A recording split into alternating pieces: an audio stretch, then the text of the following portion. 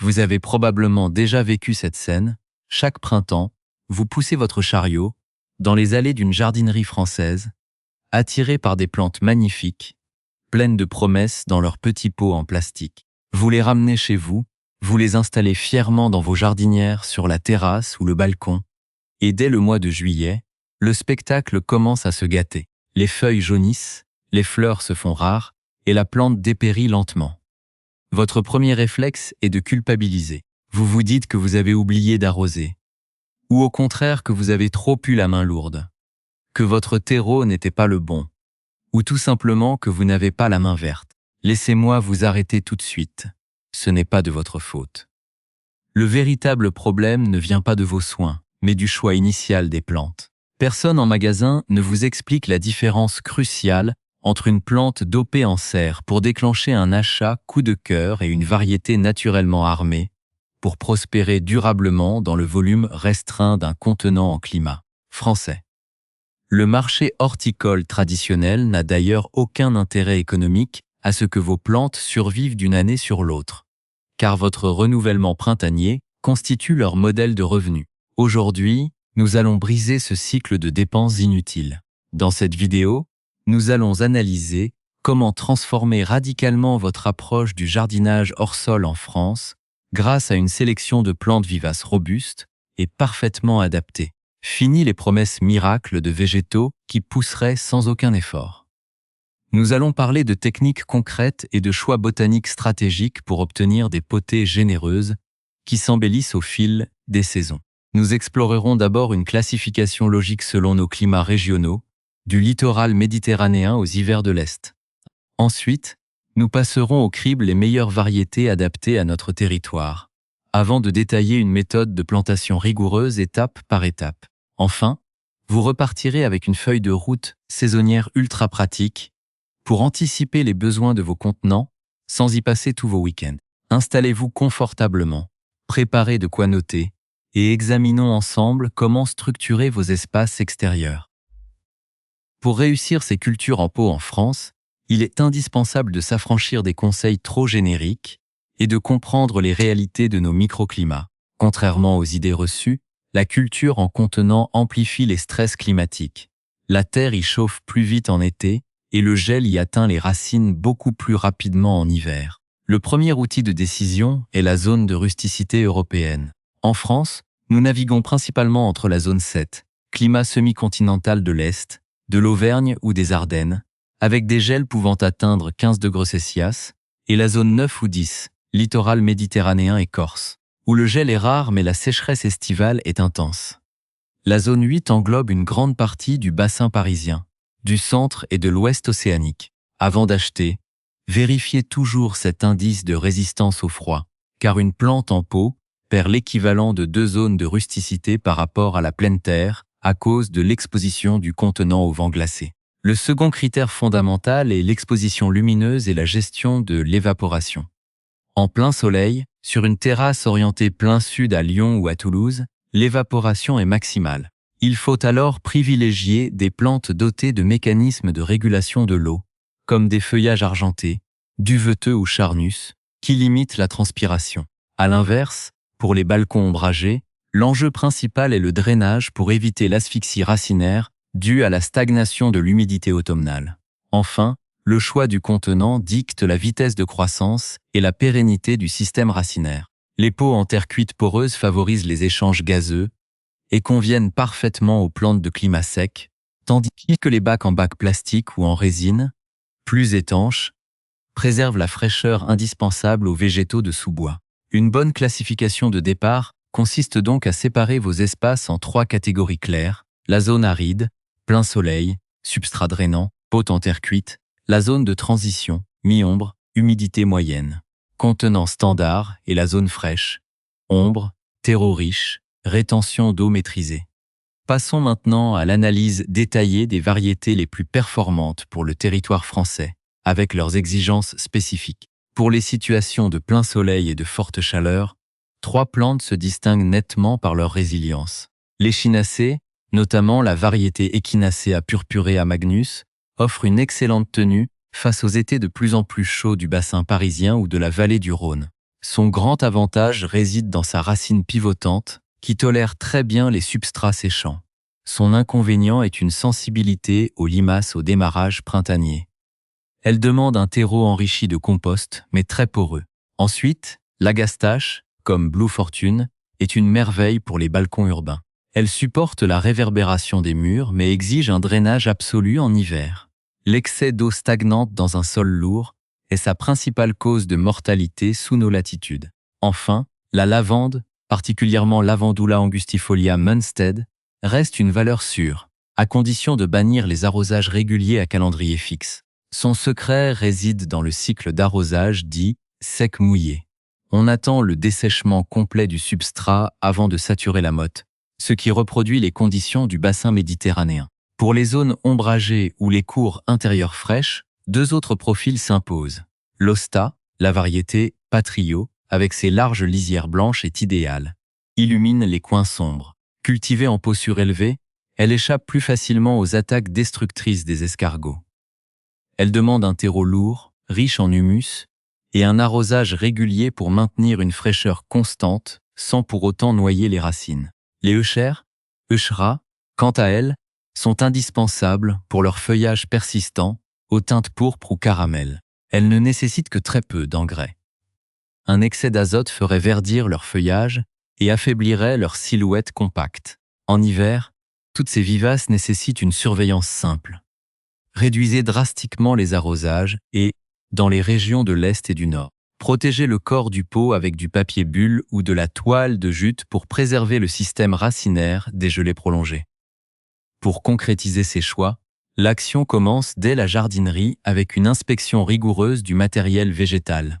En France, la mention du passeport phytosanitaire sur l'étiquette garantit la traçabilité, mais l'examen visuel reste votre meilleure arme. Soulevez délicatement la plante pour observer le fond du pot de culture. Si des racines épaisses sortent massivement par les trous de drainage ou forment un chignon compact en spirale, la plante est stressée et mettra de temps à s'installer. Inspectez le dessous des feuilles pour traquer les pucerons ou les acariens et fuyez les pots dont le terreau est recouvert d'une couche de mousse verte ou de foie. Signe d'un stockage prolongé sous un arrosage excessif en serre. Une fois chez vous, la méthode de plantation doit suivre un protocole strict. N'utilisez jamais un pot sans trou au fond. Déposez une couche de billes d'argile ou de gravier, représentant environ 10 à 15% du volume total du contenant, pour garantir l'évacuation rapide de l'eau. Pour le substrat, évitez les terreaux d'entrée de gamme universels, qui se compactent et s'asphyxient après 3 mois. Composez votre mélange, 2 tiers de terreau de bonne qualité, enrichi en fibres de coco ou tourbe, et 1 tiers de matière drainante comme de la perlite ou du sable de rivière grossier. Pour les erreurs fréquentes à corriger impérativement, la plus destructrice en France est l'utilisation systématique de la soucoupe pleine d'eau sous le pot. Si cette pratique aide pendant les canicules d'août, elle s'avère fatale le reste de l'année en provoquant le pourrissement des racines par asphyxie. Si vous devez utiliser une soucoupe pour protéger votre balcon, remplissez-la de gravier pour surélever le fond du pot au-dessus du niveau de l'eau résiduelle. Enfin, lors du rempotage, veillez à ne pas enterrer le collet de la plante, la jonction entre les tiges et les racines, sous peine de voir la base pourrir dès les premières pluies d'automne. En résumé, réussir son jardinage en pot ne relève pas de la magie, mais d'une adéquation rigoureuse entre la plante, le contenant et votre climat local. Pour maintenir vos potées en excellente santé tout au long de l'année, voici votre feuille de route saisonnière adaptée au calendrier français. Au début du printemps, mars-avril, pratiquez le surfaçage, grattez les 5 premiers centimètres de terreau, épuisez à la surface de vos pots sans abîmer les racines, et remplacez-les par un compost mûr mélangé à un engrais organique à libération lente, comme de la corne broyée ou du sang séché. En été, juin-août, paillez systématiquement la surface de vos contenants avec des paillettes de lin, de la cosse de sarrasin ou des débris d'écorce pour limiter l'évaporation et diviser par 2 la fréquence des arrosages.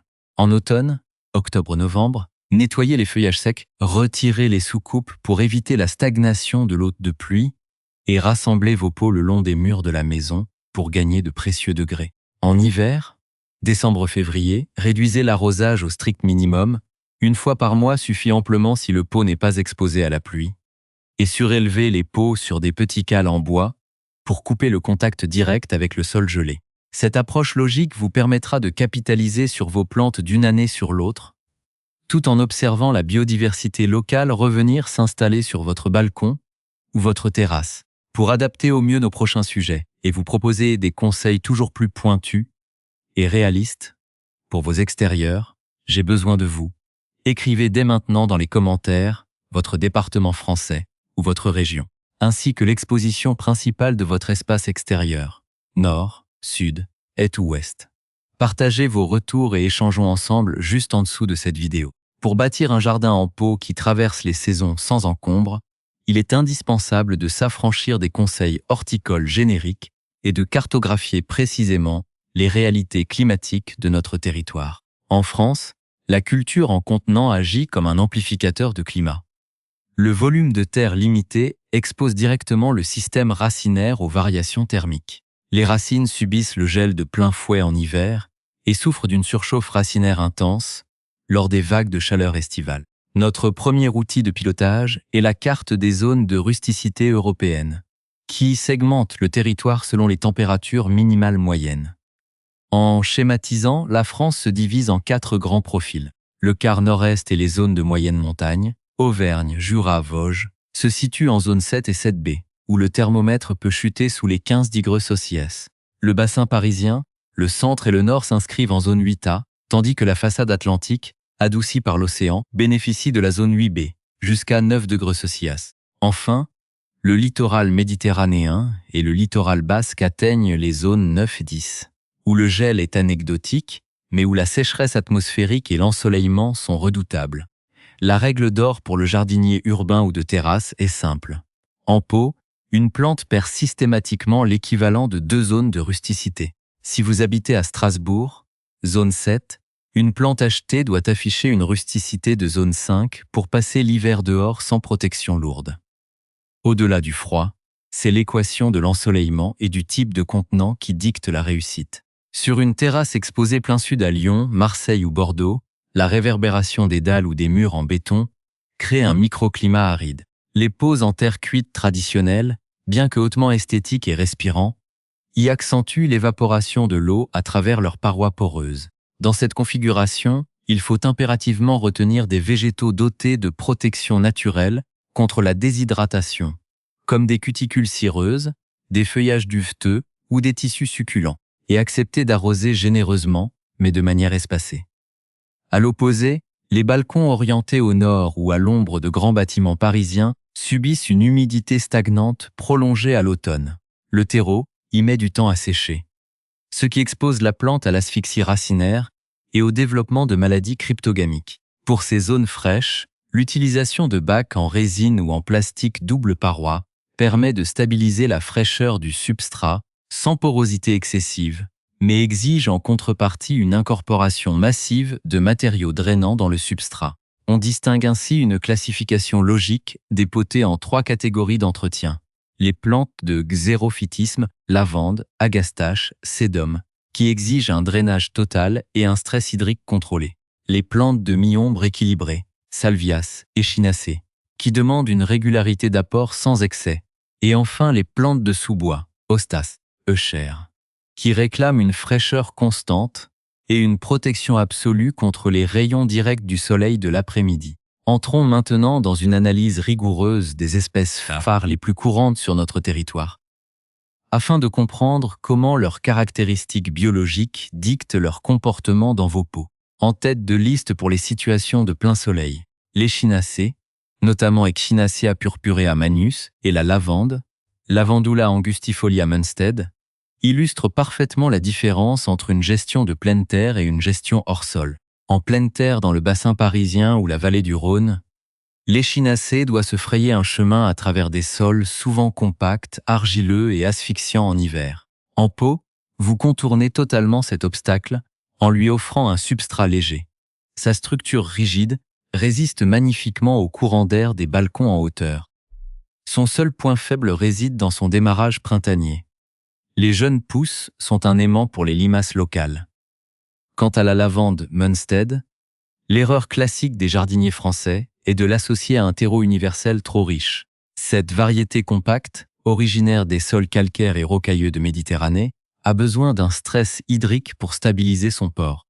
Un excès de nutriments ou un arrosage calqué sur celui des géraniums annuels la fera s'affaisser, verdir excessivement et dépérir par la racine. Pour compléter ce trio héliophile, l'Axtache, comme Blue Fortune, s'impose comme une alternative moderne incontournable. Si elle souffre souvent de l'humidité hivernale dans les jardins de l'Est de la France, elle excelle en grand bac sur une terrasse urbaine, grâce à sa capacité à supporter la réverbération thermique des murs, sans broncher, tout en attirant massivement les pollinisateurs locaux. Du côté des espaces ombragés ou des cours intérieures, qui représentent une grande partie des terrasses citadines en France, le match se joue entre l'Hosta Patrio et les Euchères, Euchera, deux approches totalement différentes du décor de feuillage. L'Hosta est une plante gourmande. Ses larges feuilles bicolores évaporent une quantité d'eau considérable en été. En pot, son grand avantage est d'être isolé du sol, ce qui limite drastiquement les assauts des escargots par rapport à un massif traditionnel. Elle exige un terreau lourd, enrichi en compost, et une vigilance constante sur l'arrosage de mai à septembre.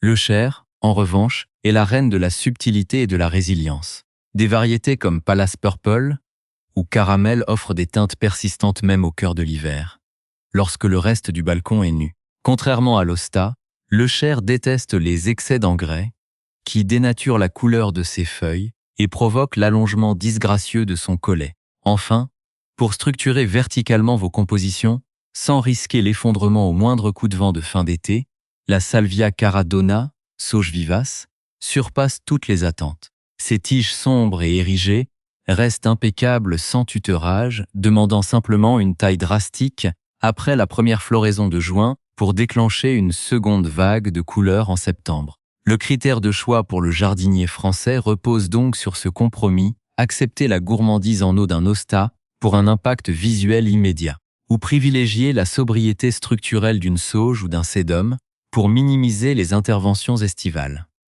La réussite concrète de votre projet commence dès l'étape de l'achat dans vos jardineries locales ou chez les producteurs hexagonaux. En France, un bon réflexe consiste à privilégier les labels comme Plantes Bleues ou Fleurs de France, qui garantissent des végétaux cultivés selon des normes éco-responsables et mieux acclimatés à nos saisons que les plants massivement importés et poussés sous serre chauffée à l'étranger.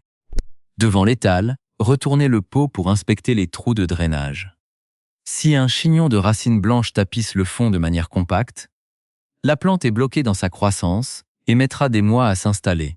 Si tant est qu'elle survive, examinez également la base des tiges, le collet. Il doit être ferme, sans trace de moisissure grise, un problème fréquent dû au confinement des chariots de transport. Pour la plantation, la méthode pas à pas doit être rigoureuse pour compenser le faible volume du contenant. Bannissez définitivement les bacs sans trou d'évacuation. Déposez au fond une couche de billes d'argile de 3 à 5 cm d'épaisseur, puis couvrez-la d'un morceau de feutre géotextile pour éviter que le terreau ne vienne boucher le drainage au fil des arrosages. Le choix du substrat est crucial.